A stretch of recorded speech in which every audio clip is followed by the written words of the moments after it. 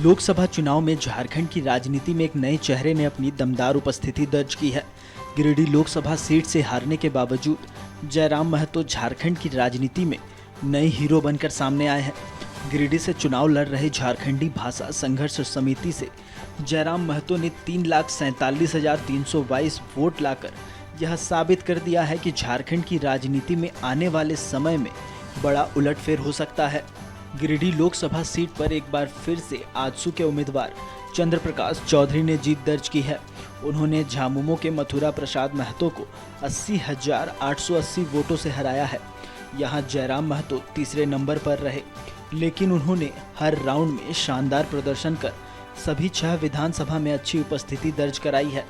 Jairam Mahato 3,47,322 vote मिले। उनके vote की चर्चा पूरे झारखंड में हो रही है। जयराम के वोट से यह तय हो गया है कि आने वाले समय में झारखंड की राजनीति में मजबूत पकड़ रखने वाले हैं।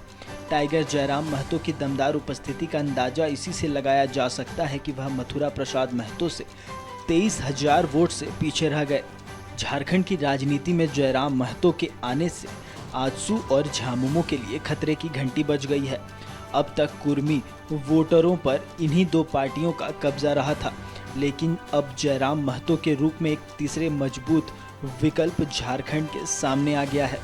दरअसल एनडीए गठबंधन के तहत गिरिडीह सीट आजसू पार्टी के हिस्से में आई थी। वहीं इंडी गठबंधन के तहत झामुमो को यह सीट मिली। ऐसे में जयराम को मिले बम्पर बूथों से एनडीए और इंडिया के लिए खतरे की घंटी बज गई है। लोकसभा चुनाव परिणाम के तहत जयराम महतो ने गिरिडीह, धनबाद, हजारीबाग, रांची और कोडरमा सीट पर दमदार उपस्थिति दर्ज कर यह साबित कर दिया है कि झारखंड में इस साल प्रस्तावित विधानसभा चुनाव में वह बड़ा फैक्टर बनने वाले हैं। सीटों पर जयराम फैक्टर काम करेगा, इसकी बानगी इस लोकसभा चुनाव में देखी गई है। जयराम महतो की पार्टी JBKSS के प्रत्याशियों ने पूरे झारखंड में 8 सीटों पर चुनाव लड़ा था और गिरिडीह, हजारीबाग, धनबाद और रांची में अपनी शानदार उपस्थिति दर्ज कराई है। इससे यह स्पष्ट हो गया है कि जयराम आने वाले विधानसभा चुनाव में आजसू और झामुमो के लिए मुसीबत बन सकते हैं। फिलहाल द न्यूज़ पोस्ट में इतना ही। रांची से ब्यूरो रिपोर्ट।